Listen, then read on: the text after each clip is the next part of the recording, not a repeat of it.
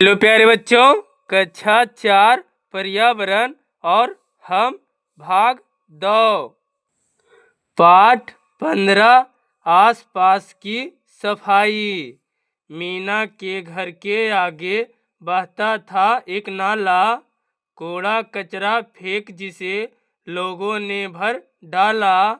Polythene, रद्दी कपड़े और बासी खाना, क्या जरूरी था उसे नाले में भरते जाना। रहता हरदम कचरों से नाला इतना जाम। नाली उफनी, पानी फैला, गंदगी फैली तमाम। समझो भाई बात है इतनी, कचरा मत फैलाओ। जिसमें इनको डाल सके गड्ढा एक बनाओ। आसपास की साफ सफाई है सबकी जिम्मेदारी।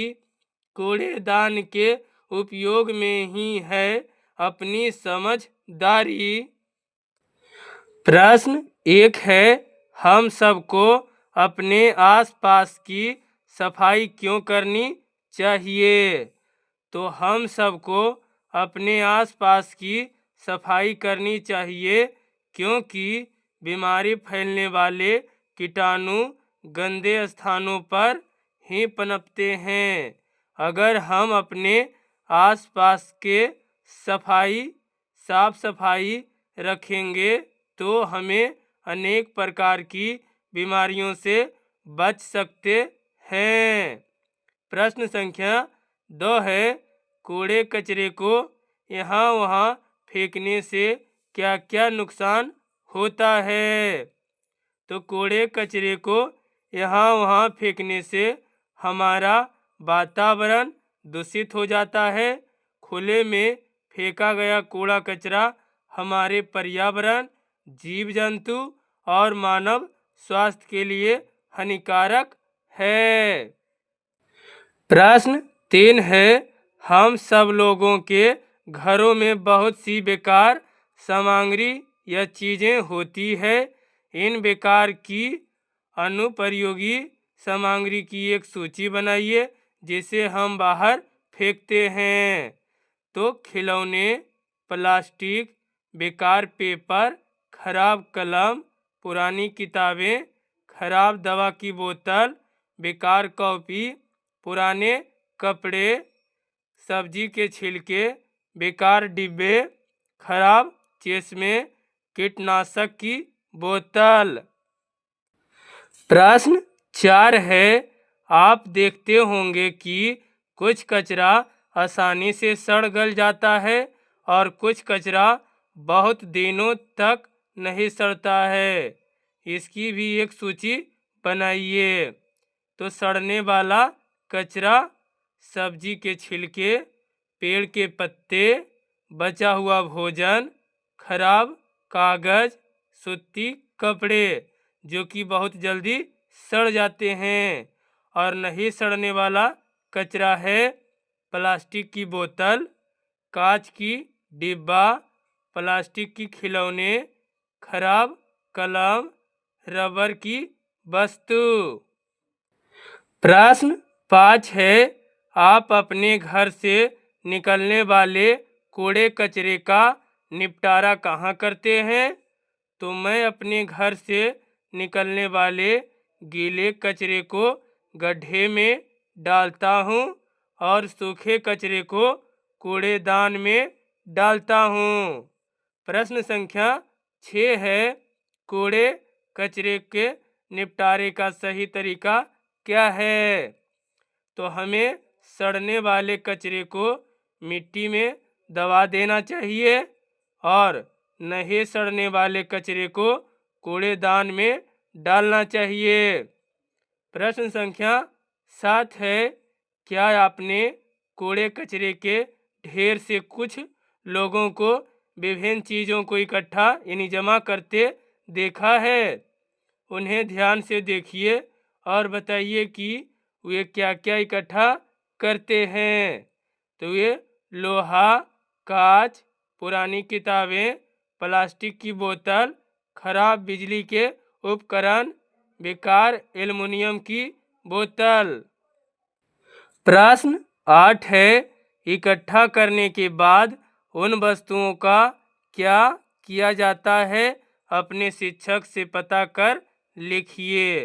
तो हमने लिखा है कचरे को इकट्ठा करने के बाद उसे अपशिष्ट निपटारण के लिए अलग अलग जगहों पर ले जाया जाता है। इसके लिए नगर पालिका कचरा ट्रक और वैन का उपयोग करती है। प्रश्न संख्या 9 है, क्या इन कचरों का पुनः उपयोग के लायक, पुनः उपयोग का अर्थ हुआ दोबारा उपयोग के लायक बनाया जा सकता है? तो हाँ, इन कचरों को पुनः उपयोग के लायक बनाया जा सकता है। प्रश्न 10 है, कौन कौन सी ऐसी सामग्री है जिससे अन्य चीज़ें पुनः बनाई जा सकती है? तो ऐसी सामग्री जिनकी अन्य चीज़ें पुनः बनाई जा सकती है कांच, धातु, कागज, बिजली का उपकरण इत्यादि, यानी और भी चीज़ें।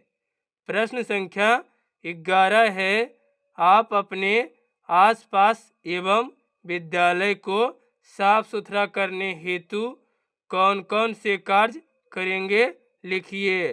कार्य करेंगे यानी कि काम करेंगे, लिखिए। तो हमने लिखा है कि मैं अपने आसपास एवं विद्यालय को साफ सुथरा रखने के लिए सफाई में सहयोग करूँगा। कूड़ा कचरा हमेशा कूड़ेदान में डालूँगा और क्लासरूम की दीवारों को गंदा नहीं करूँगा। प्रश्न 12 है, कुछ खास पर्व त्योहार के अवसर पर साफ सफाई का विशेष ध्यान रखा जाता है। उस समय कूड़ा कचरा कम दिखाई देता है, उनके नाम लिखिए। तो वैसे पर्व त्योहार जिनमें साफ सफाई का विशेष ध्यान रखा जाता है वे हैं छठ पूजा, दुर्गा पूजा, दीपावली इत्यादि। कूड़े कचरे का नियंत्रण, यानी कि कचरे क्या हो, कूड़े कचरे बहुत कम हो, इसके लिए हमें नियंत्रण क्या क्या करना चाहिए? तो कचरा उत्पन्न करने वाली चीज़ों का कम उपयोग। दूसरा में दिया है कि बाजार से सामान लाने के लिए कपड़े के थैले का उपयोग, यानी प्रयोग में करना है। दोबारा उपयोग में लाए जा सकने वाली चीज़ों को पुनः उपयोग। गलन सड़न वाला कूड़े कचरे को गड्ढे में डालकर मिट्टी से ढक देना, यानी जो सड़ने गलने वाली चीज़ें हैं उसे हम गड्ढे खोदकर मिट्टी में डालकर ढक देना, इससे कूड़े कचरे कम होंगे। घर एवं विद्यालय के कचरे को डस्टबिन में एकत्रित कर उचित जगह पर कूड़ेदान या गड्ढा में डालना।